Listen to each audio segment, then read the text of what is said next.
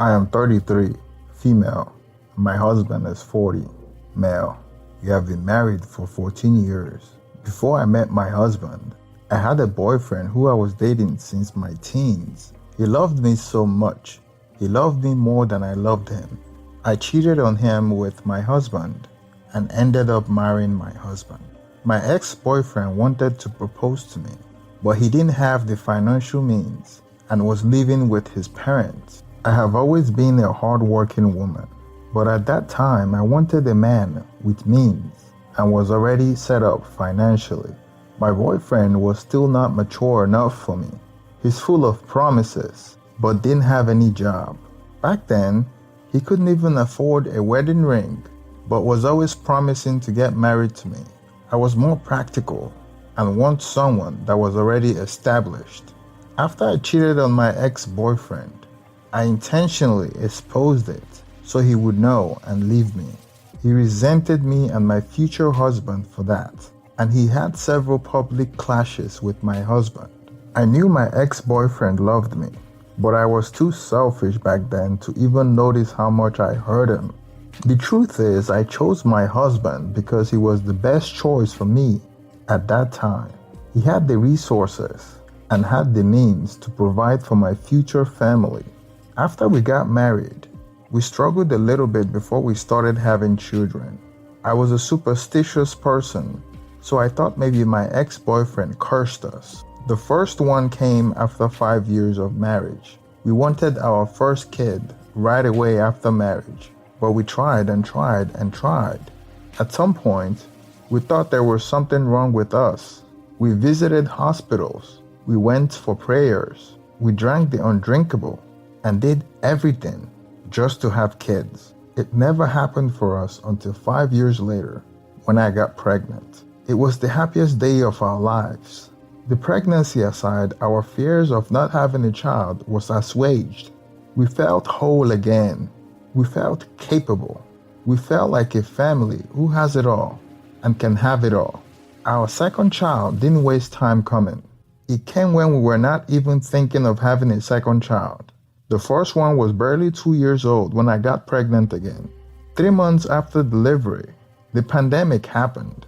We were protecting our lives from harm, so we went around wearing nose masks and using hand sanitizers. There was nothing we wouldn't do to protect our jobs. I know just one thing to do to be able to protect my job. I would have gone all out to do it, just to keep my job and remain employed. I was on maternity leave when I was laid off. It was a good job. It didn't pay much, but it paid well enough to live a comfortable life, me and my husband.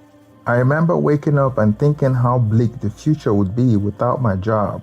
I remember crying at night and asking my husband where I was going to get a new job like that. I got so depressed and ran out of breast milk for my baby. My husband came through with motivation I needed. He assured me to stay calm and rather concentrate on the kids. There is always a blessing in and around the corners. There is always a blessing in and around the corners, he said. Let's look for the blessing in this situation so we don't become ungrateful to God. I searched far and low. It was hard to see blessing in that. All I saw was trouble in the future and an unemployed woman who was going to depend on her husband. Nobody has ever changed her situation through thinking. So at some point, I stopped thinking and instead concentrate on raising our kids. Some people had jobs, but don't have children. I remember my struggles when I didn't have a child. I had a job, yet I had no peace in my spirit. The blessing is these kids. I would have time to be with them, raise them the way I want. When the time is right, I will get a new job. My husband proved capable. He provided for us and assured that we lacked nothing. The good thing is, he didn't wait for me to ask before he provided. Sometimes, he did things that made me ask myself, is this man in my head? I would be thinking of fixing my hair. The only reason I would delay is because of money. Just when I'm thinking about how and when, he would walk up to me and say, "Here, I don't know what you would do with it. Maybe you can get a new hair or something." To have a man think that way of you, and provide for your needs, make you feel all good things in your body. You will want to leave him, so you will marry him again and start the love afresh. My second child was a year and a half old, but I still don't have a job. I had sent a couple of resumes around, but none had yielded any result. I told him, I have some savings. I want to use it to start something that will earn me a little.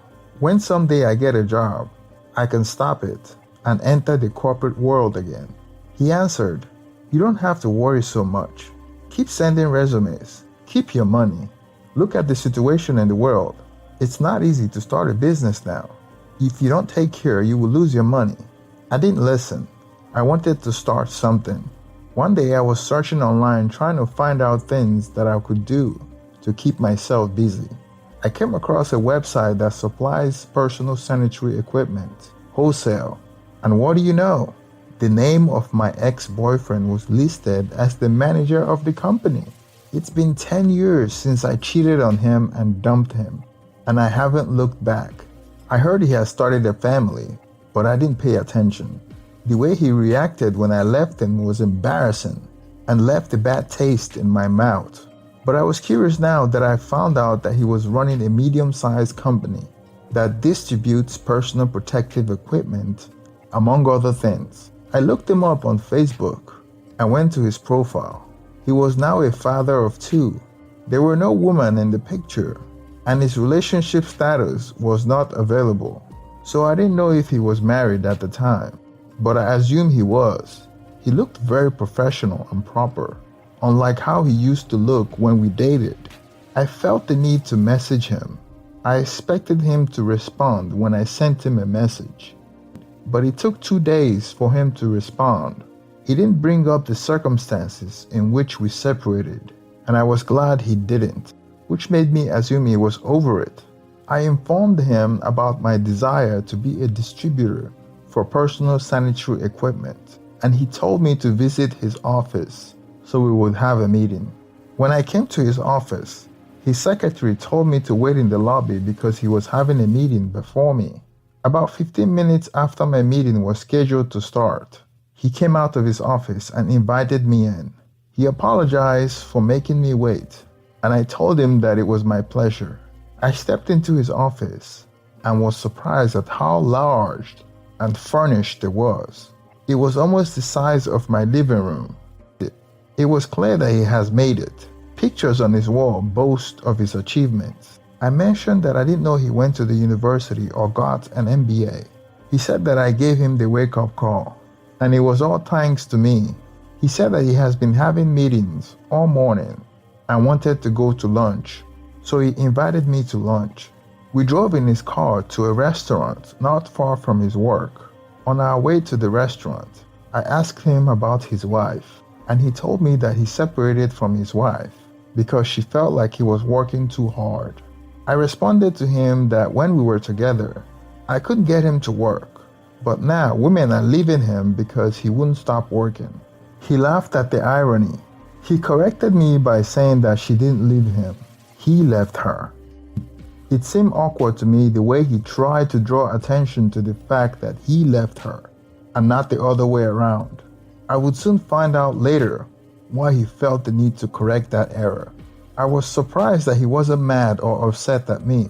I kept waiting for him to show anger and frustration because of the way our relationship ended, but it seems like he was completely over it and had moved on. During our lunch, he didn't ask me about my private life or about my husband. It was all business. He discussed about logistic and distribution of items. I found out that the sanitary supply was just a fraction of his business, and he never deals with private distributors like me, but he would make an exception for my sake. I was intimidated by him. Even his word choice was more sophisticated. At the end of the meeting, I find myself saying yes, sir, to everything he said. At the end of the meeting, he advises me on what I was supposed to do and explained to me the ropes of how to be successful. When I got home that day, I didn't tell my husband that I had a meeting with my ex-boyfriend because I know how much he hated my ex. I know how much they fought for me in public places. My ex-boyfriend appeared to be over it. However, I don't think my husband was. Moreover, if I had told my husband about the meeting with my ex-boyfriend, he would have been upset with me and prevented me from doing it. When I went to bed that night, I couldn't help but wonder what would have happened if I never left him. What kind of life would I have lived? I would have been the wife of a wealthy man, but I later shut down the idea because separating from him gave him the motivation to be a better man, to be a rich man. I received the shipment from my ex-boyfriend's company. The following week, I reached out to my former company procurement unit. I told them, I can supply your COVID equipment. Kindly do me this favor. I'm still at home, and this is the least you can do to help me. They accepted my offer, so I started selling to them. They will put in a request, and I will procure the item for them. I spoke to a few other companies. 2 of them accepted my offer, so I was supplying them. At first, the money was good, but as the pandemic protocol observation went down, it also affected sales. But I was okay. It was better than nothing at all. I would text my ex-boyfriend time to time, and he would respond, but not all the time. I felt either he was too busy or playing hard to get. I felt the need to be close to him and build some sort of relationship with him. One day I was able to get him to take me out for lunch again. During lunch, he told me to come over with my kids during the weekend so I could babysit for him. I was excited about seeing his house. I lied to my husband where I was going. That Saturday afternoon, I went to his house. He had 2 small kids. The youngest was 3 years old. It was his turn to look after the kids, but he told me that his babysitter was off that day, and he was meeting with someone. Come to find out, the person he was meeting up with was another woman. He had a date with a woman, and he wanted someone to babysit his 2 kids. It was then that I realized he wasn't seeing me as a potential sexual interest. He brought the woman home after their date. She looked like she was in her early 20s, and he introduced me as an old friend while I was downstairs like a grandma watching TV with his kids and mine. I felt humiliated. I felt kind of slighted, like he was being childish.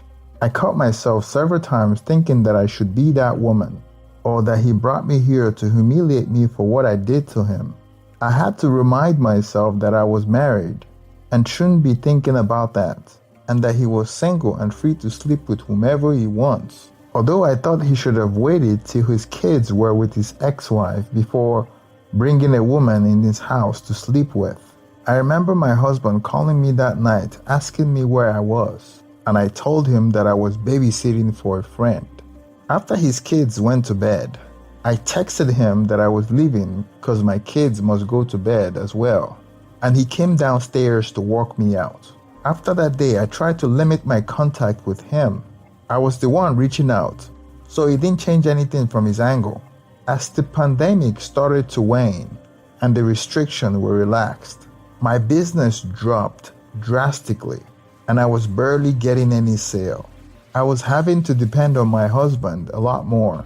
My husband was an average middle-class earner, so I caught myself feeling like he should be making a lot more money. I was snapping at him and resenting him, and he noticed. I tried to control my anger towards him when I realized that I was comparing him to my ex-boyfriend. A few weeks later, my sanitizer business grinded to a halt. I was 100% dependent on my husband. I wanted to reach out to my ex-boyfriend for an opportunity, but I was too prideful about the humiliation several weeks ago. Then one day, out of the blue, my ex-boyfriend called me and invited me and my kids to a picnic. When I saw his number on my caller ID, I felt a rush of excitement that I've never felt in a long time. I asked him if he was inviting me so he could get a chance to sleep with another woman, and he responded that his kids won't stop talking about my kids since we came over. As bad as I wanted to decline the invitation, I still wanted to see him. I still wanted to be around him. Thinking about him bring excitement to me. I agreed, And once again, I didn't tell my husband. We went to a picnic together. I brought my kids, and he brought his kids as well. It was like old times. No inhibition or pressure. We picked up from where we left off. I told him about my unemployment status, and he told me about an opportunity with another company that he knows. He told me that he would reach out and let me know. I was surprised at how easy it was for him to hook me up with a job, and not just a regular job, a well-paying job. After the picnic, we went to his house. The chemistry was there. When the kids went to bed, we were alone watching TV. I initiated, and we had sex. When we got home, my husband asked me why I wasn't picking up my calls. Instead of lying to him, I felt offended and became defensive. We started having marriage issues and arguing a lot more. Why I continued to see my ex-boyfriend on the side. True to his word, he connected me to another job that was making twice as much as before. One day, I went to my ex-boyfriend's house to see him. Why I thought my husband was home with my kids. After finishing at my ex-boyfriend's house, when it was time for me to go home, I came outside of my ex-boyfriend's house and was shocked to see my husband in front of my ex-boyfriend's porch, waiting for me. Me and my ex-boyfriend were confused. My husband immediately got into a fight with my ex-boyfriend, while another guy that came with my husband was holding them back. I would later find out that the guy was a private investigator, and he has been following me because my husband became suspicious of my behavior. I refused to go home with my husband because I told him that he needs to calm down. I went back into my ex-boyfriend's house while my husband waited outside. My ex-boyfriend wanted to call the police, but I told him not to because if he brings in the police, it would escalate into something worse. My husband was so upset, and rightfully so. I told my boyfriend that my husband would calm down. He later left the front porch. He left a message on my phone that he already threw my stuff out the house. I was more ashamed because he told my family as well, and they were calling me. I went home with two of my friends for protection because I was afraid of being alone with my husband. He also told some people at my church, and I couldn't even go to church anymore. The following day, I took my kids to stay with my parents. A week after not hearing from my ex-boyfriend, I called him, but he wasn't picking up my calls. I felt alone and lost. And to make matters worse, my husband is going through with the divorce and refusing any apology or reconciliation. To go from a stressful pandemic to losing my husband is very tough for me and my children. The only benefit out of this, if you can call it that, is that I now have a well-paying, stable job. Thanks to my